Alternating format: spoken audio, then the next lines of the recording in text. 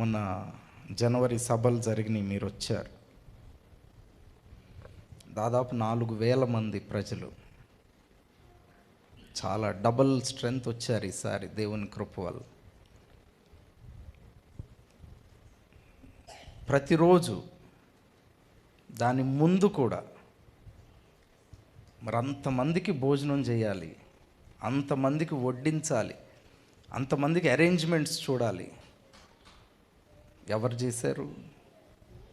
నేను వెళ్ళి అక్కడ స్టేజ్ మీద కూర్చోవటం, ఆ స్పీకర్లను చూసుకోవటం, టైంకి కార్యక్రమం నడుస్తుందో లేదో చూసుకోవటం, ఎవరికి ఏ టైంకి ప్రసంగాలో అవి చూసుకోవటమే. మరి పనులన్నీ ఎవరు చేశారు?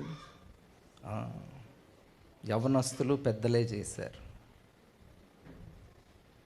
ఆ టైంకి అయిపోయిందా లేదా చూడటమే. నేను అంతకంటే నేను అక్కడేమీ చేయలేను, కానీ అన్ని సమయానికి అయిపోయినాయి అంతే. ఆ ప్రయాస దేవుని కొరకు మనం పడితే అంతే చాలు. ఒక దినాన ఆయనే లెక్కిస్తాడు మన ప్రయాసను, ఒక దినాన ఆయనే మనకు బహుమానమును దయచేస్తాడు.